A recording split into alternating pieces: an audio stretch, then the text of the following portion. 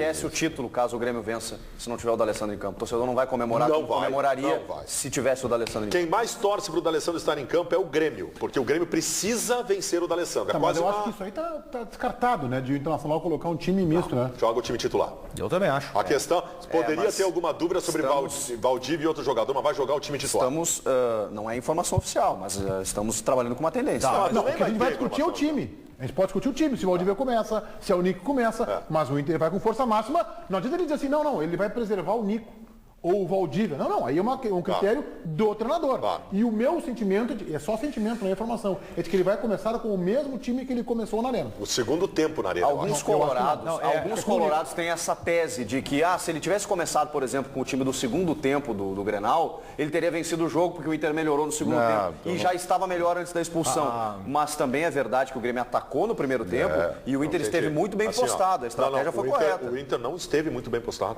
Eu acho o Internacional não tinha saído. Tudo, o Grêmio só teve volume de jogo.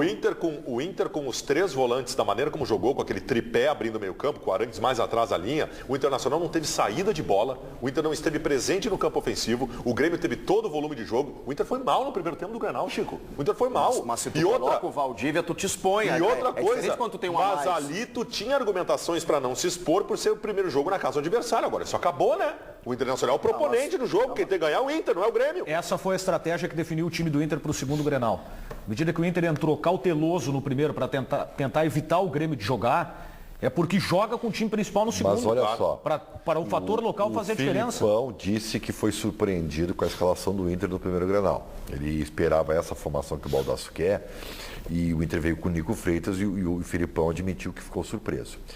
Eu acho, por exemplo, que o Filipão agora ele está projetando o Internacional com esse time que tu acha que vai jogar.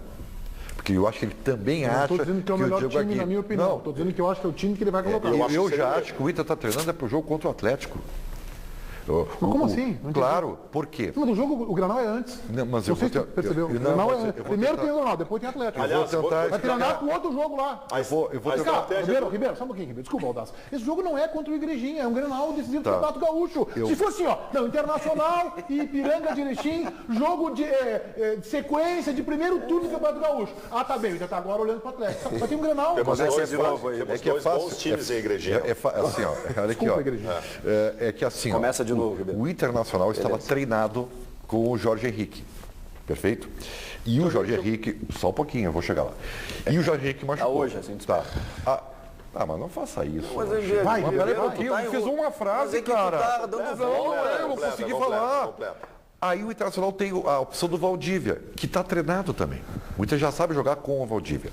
O Inter agora apostou numa nova formação, com o Nico Freitas. Essa formação precisa de treinamento. E provavelmente, e para mim é uma lógica, que o Inter vai jogar contra o Atlético Mineiro com essa formação com o Nico Freitas.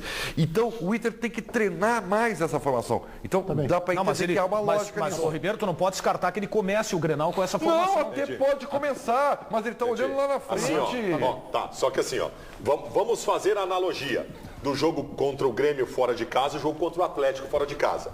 O time que tu acha que vai jogar contra o Atlético quase perdeu pro Grêmio. E o time que eu acho que deve jogar quase ganhou do Grêmio. Não, mas foi o circunstância. O time do Inter com o Nico Freitas quase perdeu pro Grêmio, gente. Não, isso é fato. Não, mas tu não pode considerar que o time do segundo tempo, também em função da mudança do time, jogou com um jogador a mais. Mas já estava melhor quando botou o Valdívia. Já estava. Só que o quadro do começo do segundo tempo foi diferente. Porque o Internacional ficou recuado e o Grêmio avançou o time. Não teve o número de chances que se esperava, mas ele dominou a bola no campo do Internacional. E a expulsão do Jeromel, ela também foi ela foi determinante. De uma ação do treinador do Inter. Claro. Da entrada do Valdívia. E outra coisa, tecnicamente o Nico foi mal, tá? Errou muitos passes, mas muitos passes. Não foi bem o Nico Freitas. Só Dourado e Arangues mas, gente, o Inter tá jogando no 4-2-3-1 desde que começou o ano. Mas não tava jogando com o Arangues, né? Com o Jorge Henrique. Mas tem que jogar sim. O Arangues fazendo uma segunda função de frente pro gol. Eu acho que muda muito. Vocês vão enlouquecer porque eu vou dizer, mas no meu Inter para o Jorge Henrique tiraria o Nico e botaria o Alex. No meu Inter é esse. O Alex é titular desse time e o Valdívia é para o segundo momento. Não, pô, isso sim. Esse é porque o aí não, porque aí não... de bola parada, o Alex sabe marcar. Chute de fora da área. Só que essa tua ideia não mudaria a concepção, que é a concepção do Inter em quase todos os jogos da temporada, que é o 4-2-3-1. O segundo tempo do Arantes foi muito bom no Grenal. É que não tem lógica. De D'Alessandro e Alex, o time que não bota pra tudo bem, mas é que não tem lógica. O time titular do Internacional é com o Jorge Henrique. Não é mais, Ribeiro. Acabou. O Valdívia ganhou a titularidade. Não sei, Baldasso. Não sei, eu também. O Jorge Henrique não é mais titular. Não é, momentaneamente por estar lesionado. A atuação do Inter foi com o Jorge Henrique. O Diego Aguirre disse na coletiva que Valdívia cavou o lugar no time. Bom, tá, isso também é verdade. Mas ele tem que fazer uma escolha. Ele tem que fazer uma escolha. Mas pra mim tá feita. Eu não sei se é no lugar do acho que é o Valdívia. E outra, isso é verdade, o Valdívia tem que jogar. O Valdívia peladeiro não é mais peladeiro. O Valdívia evoluiu taticamente. Ele faz composição de marcação no meio campo. Acompanha a lateral. O Jorge Henrique joga bem numa linha mais atrás. Mas, cara, é que assim, ó, a única vantagem do Jorge Henrique sobre o Valdívia era a consciência tática. No momento que o Valdívia tem consciência tática, faleceu o Jorge Henrique. Mas assim, ó.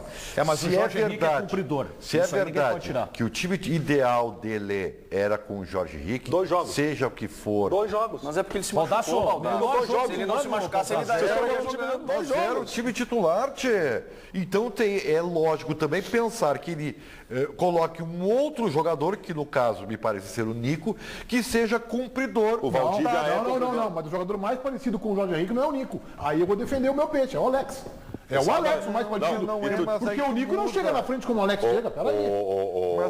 Ribeiro, se tem uma coisa... É cumpridor de missão, se tem uma coisa que o Diego Aguirre não fez... foi botar o Nico pensando em fazer algo parecido com o Jorge Henrique. Ele mudou o esquema. Ele mudou o esquema, ele abriu o meio campo com o tripé. O Nico pode ser encarregado. Vamos pegar o time do Grêmio ou o time do Atlético. O Nico, assim como o Jorge Henrique, pode ser um cumpridor de missões. O Valdívia também. De tarefa. O Valdívia também. Qual foi a última vez que o Valdívia, no time titular, jogou iniciando a partida? Tá bem. Valdívia? Só que é o seguinte, no time reserva. Deixa eu só te avisar o seguinte. Eu vou pegar os 2 últimos jogos do Internacional. O Valdívia foi o melhor em campo nos 2 jogos. Entrando nos 2. Mas o melhor. Tá bom, mas entrando é diferente isso. Eu quero... Tu acha que o Valdívia não está pronto para a titularidade? Não. Eu não sei se ele está pronto. Eu não sei se ele é a mesma criança. Como assim? Só vai saber botando, né? Aí eu não sei. Quando ele começa no time reserva, ele é o destaque sempre. Mas no time titular... Mas tu tá baseando em quê?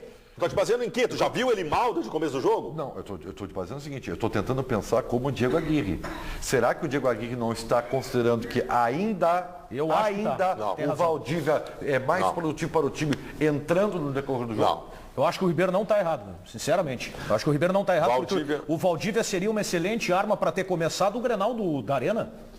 O Valdívia não começou o Grenal e ali ele já merecia começar. Então eu acho que o Ribeiro, pensando, pelo menos esse raciocínio do Aguirre, eu acho que ele está correto. Vamos acionar o João lá, Ribeiro. Tá certo? João Batista, pessoal de casa se manifestando conosco aí. E se manifestando muito em favor do Grêmio. Por exemplo, o César está dizendo que o Grêmio vai ganhar o Grenal ao natural, tem mais time e melhor toque de bola.